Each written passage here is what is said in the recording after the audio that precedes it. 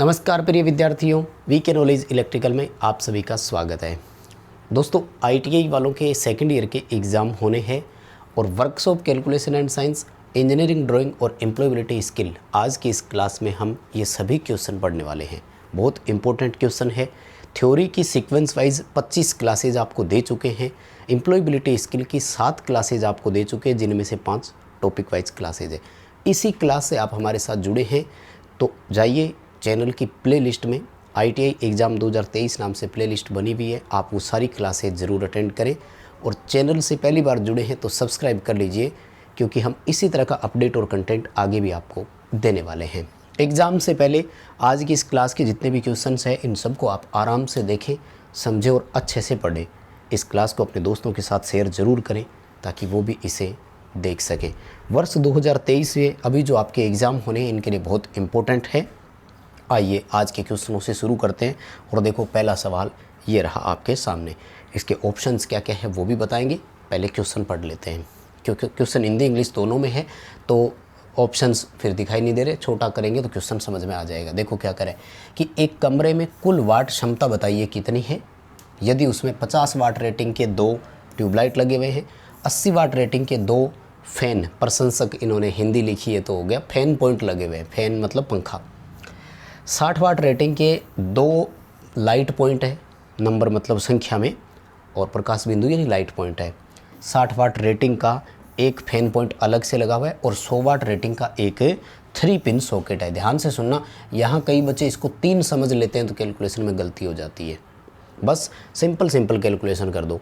50 वाट की 2 ट्यूबलाइट, मतलब ट्यूबलाइट का लोड कितना हो गया, 100 वाट का। उसके बाद में क्या बताया, 80 वाट रेटिंग के 2 फैन लगे हुए हैं, कितना हो गया, 160 वाट का। 60 वाट के 2 लाइट पॉइंट लगे हुए हैं, 120 का लाइट पॉइंट हो गया। 60 वाट रेटिंग का फिर एक फैन पॉइंट और बताया इन्होंने अलग से लगा हुआ, और 100 वाट रेटिंग का एक सॉकेट है। बस इन सब को जोड़ दीजिए, आपका उत्तर आ जाएगा। ठीक है, कैलकुलेशन करके जोड़ करना, मिलान करना और मुझे बताना उत्तर यही आ रहा है क्या। मेरे इस कैलकुलेशन का जो आंसर आ रहा है वो 540 वाट आ रहा है। शायद आपका भी इतना ही आएगा, मिलान ज़रूर कर लेना। ठीक है, चलिए आगे बढ़ेंगे और क्वेश्चन देखो। ठीक है, वर्कशॉप कैलकुलेशन के 6 क्वेश्चन आएंगे, तो देखो हम क्यों छोड़ें 6 क्वेश्चन को, पढ़कर तो 6 क्वेश्चन को भी जाना है। 6 ड्राइंग के भी आएंगे, आज इस क्लास में बताएंगे तरीका कि कैसे हल करके आएँ। 38 क्वेश्चन थ्योरी के और 25 एम्प्लॉयबिलिटी स्किल के, तो सबको अच्छे से पढ़कर जाना। सवाल देखो, कार्यकारी प्रतिबल और अंतिम प्रतिबल के अनुपात को क्या कहते हैं। सबसे इंपॉर्टेंट क्वेश्चन है ये, आपका थ्योरी साइड में भी क्वेश्चन इसका पूछ सकते हैं, क्योंकि जब इंसुलेटर की पंचर स्ट्रेंथ और वो सवाल आता है ना, तो वहाँ ये टॉपिक काम आता है। क्वेश्चन क्या कह रहा है, इंग्लिश में अगर पढ़ेंगे तो बहुत समझ में आएगा।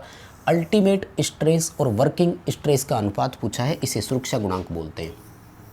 ठीक है, इंग्लिश में इसे फैक्टर ऑफ सेफ्टी बोलते हैं, हिंदी में इसे सुरक्षा गुणांक बोलते हैं। ये होता है अल्टीमेट को चरम प्रतिबल भी बोल सकते हैं।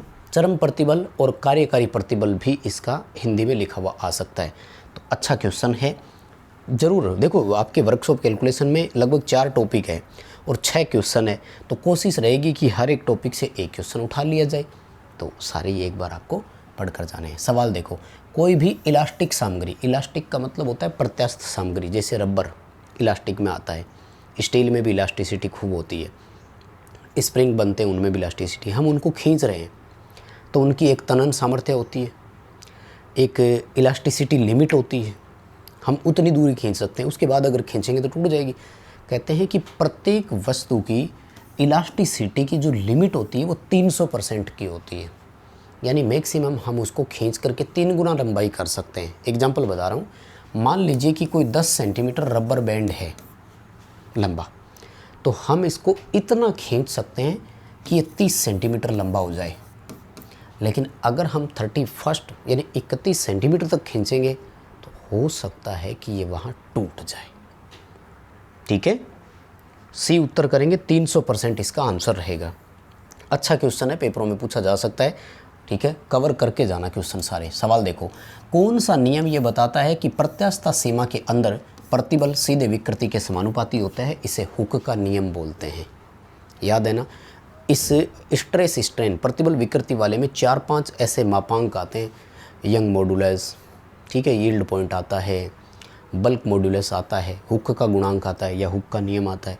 तो इनमें कहीं कन्फ्यूजन हो सकती है थोड़ी सी, इसलिए अच्छे से पढ़ कर जाना। प्रत्यास्थ सीमा के अंदर प्रतिबल विकृति के समानुपाती होता है, उसने ये कहा। प्रतिबल होता है, कहते हैं कि जब भी हम कोई बाहरी बल लगाते हैं ना वस्तु पर, तो वस्तु के अंदर से भी एक बल आता है, उसे प्रतिबल बोलते हैं, इंग्लिश में स्ट्रेस बोलते हैं। विकृति होती है वस्तु के मूल माप में परिवर्तन होना, उसे विकृति बोलते हैं। जैसे मैंने किसी चीज़ को खींचा और उसमें स्थायी परिवर्तन हो गया, तो ये भी विकृति है, और अस्थायी परिवर्तन हुआ, ये भी विकृति है।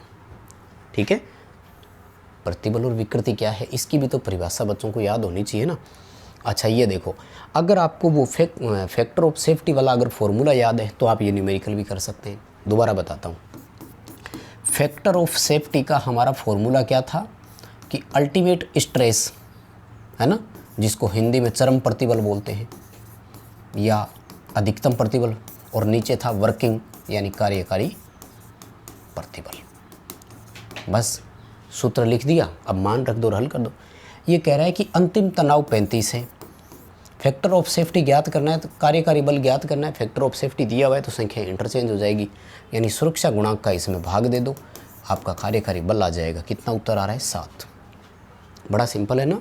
सुरक्षा कारक 5 दिया हुआ है, सुरक्षा कारक मतलब फैक्टर ऑफ सेफ्टी 5 दे दिया। फैक्टर ऑफ सेफ्टी अंदर बाहर करेंगे तो ट्रांसलेट इस तरह से होगा कि कार्यकारी प्रतिबल बाहर आएगा, फैक्टर ऑफ सेफ्टी का हम उसमें अल्टीमेट स्ट्रेस में भाग दे देंगे। गणित का फॉर्मूला है, ठीक है। मैथ कैसे हल करते हैं, सिंपल वो गणित का तरीका आपको लगाना है। अगला सवाल, लंबाई में परिवर्तन तथा मूल लंबाई में परिवर्तन का अनुपात क्या कहलाता है? यानी लंबाई बटे डेल्टा लंबाई या छोटा लंबाई और अल्फा लंबाई यूँ लिखा हुआ हो तो इसे बोलते हैं हम विकृति, और लंबाई के सापेक्ष जब देखा जाता है तो इसे बोलते हैं रेखीय विकृति। विकृति के कई प्रकार होते हैं, जैसे पार्श्व विकृति होता है कि उसके जब आयतन में परिवर्तन, वॉल्यूमेट्रिक है सॉरी, ये तो आयतन में परिवर्तन होता है तब। पार्श्व विकृति होती है कि जब उसके साइड या फैलाव आता है तो वो लेटरल स्ट्रेन कहलाती है। यानी विकृति के 3 प्रकार होते हैं जो तीनों आपके सामने हैं। आयतन में हो तो आयतनात्मक, लंबाई में हो तो लीनियर, और चौड़ाई या क्षेत्रफल बढ़ता है तो लेटरल कहलाती है। देखो कोशिश है, स्ट्रेन वाला टॉपिक है, यहाँ से क्वेश्चन पूछ ले। वैसे तो कोई टाइम में सरल मशीन है, यांत्रिक लाभ वेग अनुपात वाला चैप्टर भी बड़ा इंपॉर्टेंट हुआ करता था। देखो अगला सवाल वापस रिपीट हो गया, दूसरे तरह से है। पार्श्व विकृति और अनुदैर्ध्य विकृति के बीच का अनुपात क्या कहलाता है? तो इसे बोलते हैं हम जो पार्श्व विकृति और अनुदैर्ध्य विकृति है, 2 विकृतियों का अनुपात हमसे पूछा जा रहा है, और इसको अपन बोलते हैं पॉइजन अनुपात, यानी पॉइजन रेशियो। इसका उत्तर कर देंगे। है क्या चीज़ वो देख लो थोड़ा सा। पार्श्व यानी लेटरल, और अनुदैर्ध्य यानी लॉग्निट्यूड बोल दो या लॉगरिथम टाइप बोल दो, 2 तरह की विकृति है। इन दोनों विकृतियों का अनुपात जब निकाला जाता है तो उसे पॉइजन अनुपात बोलते हैं। ठीक है, यंग मॉडुलस और बल्क मॉडुलस इनका भी आगे आएगा, और हुक का नियम हम पढ़ चुके हैं। टॉपिक अच्छा है, क्वेश्चन तो देखो इनमें से पूछा जा सकता है। ठीक है, अगला सवाल देखो, रिविट पर कौन सा बल कार्य करता है? पहली चीज़ तो ये देखो रिविट होती क्या है। हमारे जोड़ लगाने के 3 तरीके होते हैं, सोल्डरिंग, ब्रेजिंग और वेल्डिंग। तीनों जॉइंट से ऊष्मा पैदा होती है। रिवेट एकमात्र जॉइंट की वो विधि है जिसमें कोई हीट पैदा नहीं होती है। रिवेट होती है इस तरह से, और जब इसे लगाना हो तो इसके एक तरफ सपोर्ट लगाकर दूसरी तरफ से इस पर हैमरिंग की जाती है, हथौड़े से चोट लगाई जाती है। जब भी किसी वस्तु पर 2 विपरीत दिशा के बल काम करते हैं तो वो उसे काट देते हैं या तोड़ देते हैं, और काटने को हिंदी में बोलते हैं कर्तन बल। क्या बोलते हैं? कर्तन बल। और कर्तन को इंग्लिश में बोलते हैं शियरिंग फोर्स। ठीक है, कैसे काम करेगा रिवेट का आगे मैं एक चित्र दिखाऊंगा, तब आपको और समझ में आ जाएगा। हिंदी में कर्तन बल लिखा हुआ आएगा और इंग्लिश में इसको शियरिंग फोर्स बोलते हैं। सी उत्तर करके आना। एग्जाम्पल बड़ा अच्छा है, ज़रूर पेपर में सवाल पूछा जा सकता है। ये लो, यही है वो रिवेट वाला ही है। ठीक है, क्योंकि रिवेट पर एक तरफ सपोर्ट होती है, दूसरी तरफ बल लगता है, तो 2 विपरीत दिशाओं में बल काम करते हैं। जब भी 2 विपरीत दिशा में बल काम करते हैं, सवाल पूछ लिया ना कि ये प्रतिबल किस प्रकार का है, तो ये कर्तन प्रतिबल कहलाएगा। ये इसमें भी फिर सेम वही ऑप्शन है। ठीक है, कर्तन बल या कर्तन प्रतिबल लिख देना, एक ही बात है। ज़्यादा फ़र्क नहीं पड़ेगा, दोनों का लगभग सेम ही है जी। अगला सवाल देखो, बल्क मॉड्यूलस क्या होता है? ये है वो क्वेश्चन जिसकी मैं बात कर रहा था। इसके ये लो 4 ऑप्शन, छोटा करते हैं तो क्वेश्चन आगे निकल जाता है। ठीक है, देखो बल्क मॉड्यूलस क्या है या बल्क गुणांक क्या है? दरअसल ये विकृति की परिभाषा के प्रतिबल के साथ होता है। ये कहता है कि आयतनात्मक प्रतिबल और आयतनात्मक जो विकृति होती है उनका अनुपात। यानी पहली चीज़ तो ये देख लो कि ये प्रतिबल और विकृति का अनुपात है। ठीक है, अब है कौन सा? तो वो है आयतनात्मक। ठीक है, सी उत्तर करके आना, वॉल्यूमेट्रिक को हिंदी लिख सकता है वो इस बार। आयतनात्मक प्रतिबल और आयतनात्मक विकृति का अनुपात बल्क मॉड्यूलस या बल्क गुणांक कहलाता है। ठीक है, सवाल देखो अगला। ये कह रहा है कि लंबाई में परिवर्तन को किस प्रतीक चिन्ह से दर्शाएंगे? देखो ये लंबाई का प्रतीक होता है और डेल्टा वेरिएशन के साथ दिखा देंगे। सिंपल है, प्रतीक कोई दिक्कत नहीं है। ठीक है, यूँ भी अपन दिखाते हैं वेरिएशन को, खैर, लेकिन ये नहीं देंगे। ऑप्शन जब देंगे तो इसी तरह का ऑप्शन देंगे आपको। ठीक है, सिंपल क्वेश्चन है, गणित वाले क्वेश्चनों पर ज़्यादा सोचने की ज़रूरत है ही नहीं। और इसी तरह से इंजीनियरिंग ड्राइंग आएगी, सिंपल क्वेश्चन है, कर लोगे, कोई दिक्कत नहीं है। छोड़ना नहीं है, 50 आएंगे। ठीक है ना, उन सब को बहुत अच्छे से कवर अप कर लेना है। देखो क्वेश्चन क्या कह रहा है, पदार्थ के अपने मूल आयाम और आयाम में परिवर्तन के बीच अनुपात को क्या बोलते हैं? जैसे मूल था 3 सेंटीमीटर, खींच करके मैंने इसको कर दिया 7 सेंटीमीटर, तो हम इसी को विकृति बोलते हैं। ठीक है ना, वस्तु के या किसी भी ऑब्जेक्ट या पदार्थ या सामग्री के मान में जो चेंजेज आया था वो। चलिए, वर्कशॉप कैलकुलेशन एंड साइंस की आज की इस क्लास में तो इतना ही कराएंगे। उसके बाद में इंजीनियरिंग ड्राइंग शुरू हो जाती है, तो ड्राइंग के कुछ क्वेश्चंस हम देख लेते हैं। सिंबल आएंगे, पहचान जाओगे। 2 ही तरीके से क्वेश्चन आएंगे, बस दोनों तरीके से मैं बता रहा हूँ। या तो सिंबल दिया हुआ होगा और आपसे पूछेंगे कि ये किसका सिंबल है, और या फिर आपसे ये पूछेंगे कि इसका सिंबल है कौन सा। अब लास्ट टाइम जो एग्ज़ाम हुए थे उनमें तो इन्होंने कई बार बहुत सिंपल क्वेश्चन दिए। जैसे सवाल दिया कि इनमें से कौन सा बॉल पिन हैमर है, और ऑप्शन में क्या क्या चीज़ें दे रखी थी, स्क्रू ड्राइवर, प्लायर, हैमर। लेकिन अगर डीपली क्वेश्चन ले गए ना तो आपसे ये पूछेंगे कि क्ला हैमर कौन सा है। अब हैमर के 4 ऑप्शन दिए हुए, बॉल पिन, स्ट्रेट पिन, क्ला और मेलेट। यहाँ थोड़े से आप कंफ्यूज हो सकते हो, और बाकी सिंबल और प्रतीक में ज़्यादा कुछ दिक्कत आएगी नहीं। इलेक्ट्रॉनिक्स में से सिंबल की एक पूरी संभावना है, डायोड, ट्रांजिस्टर, लॉजिक गेट, इनके कोई एक। उसके बाद में इलेक्ट्रिकल सिंबल्स जो होते हैं उनमें से भी। आइए इनको पढ़ते हैं। देखो पहला कि इस प्रतीक का नाम बताइए। आमने सामने 2 डायोड है, मेन टर्मिनल 1, मेन टर्मिनल 2, या एनोड 1, एनोड 2 नाम होते हैं, तो ये कहलाता है डायक। इसी में अगर एक तीसरा टर्मिनल और निकाल देते हैं यहाँ पर गेट, तो वो बन जाता ट्राइक। SCR का क्या सिंबल है? SCR में भी एनोड, कैथोड और गेट नाम के 3 टर्मिनल होते हैं। ठीक है, और UJT में एमीटर, बेस और कलेक्टर नाम के 3 सिरे होते हैं। यूँ होता है UJT का सिंबल। ठीक है, तो एक बार इलेक्ट्रॉनिक्स वाले जितने भी सिंबल है उनको अच्छे से पढ़ जाना। जैसे एक और मैंने लिया था, इसमें देखो कि ये किसका है, एनोड, कैथोड, और देखो जेड की आकृति बनी हुई है तो ये जिनर डायोड है। लेकिन थोड़ा सा ध्यान से समझना, अगर यूँ टी की आकृति हो तो ये टनल डायोड है, और जेड की आकृति को थोड़ा सा ज़्यादा घुमा दिया हो जैसे इस तरह से, तो वो है शॉर्ट की डायोड। कई बार बच्चे शॉर्ट की डायोड और जिनर डायोड के प्रतीक में कंफ्यूज हो सकते हैं, इसलिए ध्यान रखना। वेरेक्टर डायोड में आगे कैपेसिटर का सिंबल बना हुआ होगा यहाँ पर। डायोड में पहचान आपको यहीं से करनी है, ठीक है ना। अच्छा, उसके बाद में देखो मीटर वाला कोई भी एक आ सकता है, तो बड़ी सिंपल पहचान होगी, अंदर उसका प्रतीक बना हुआ होगा। जैसे इसमें देखो ओम बना हुआ है तो ये ओम मीटर है। अगर यही वोल्ट मीटर बनाना है तो वी लिख दिया। अब कंफ्यूज करेगा AC वोल्ट मीटर है कि DC वोल्ट मीटर है, तो वो यहाँ ऑप्शन देगा, तो ये DC का वोल्ट मीटर बन गया। अगर ये ना होता, जैसे यूँ मान लो, तो ये AC का वोल्ट मीटर है और ये AC DC दोनों का वोल्ट मीटर है। ठीक है, तो ऐसे आपको डीप अंदर फिर वो ले जा सकता है कि AC का है कि DC का है। और इलेक्ट्रिकल वाले थोड़े से आपको है ना अच्छे से पढ़ने पड़ेंगे, इनमें मुझे लगता है आप कंफ्यूज हो सकते हो। सर्किट ब्रेकर का पूछ रहा है कि प्रतीक कौन सा है, ये सर्किट ब्रेकर का होता है ऐसे, आयताकार बॉक्स जो पूरा होता है ना, थोड़ा सा आयताकार टाइप होना चाहिए, है ना, सॉरी वर्गाकार में, आयताकार नहीं। और ये है न्यूट्रल लिंक का, और ये है मेल फीमेल कॉन्टेक्ट का, ये होता है डिजिटल अर्थिंग का, ठीक है। तो ए ऑप्शन इसके लिए सही कर देना। अब ये जो सिंबल दिया है ये फ्यूज़ का है, बहुत सिंपल है, सब बच्चे पहचान सकेंगे, कोई दिक्कत नहीं है। इंडक्टर जो है वो कुंडली टाइप का होगा, ठीक है। अब आ जाओ कुछ वर्कशॉप उसके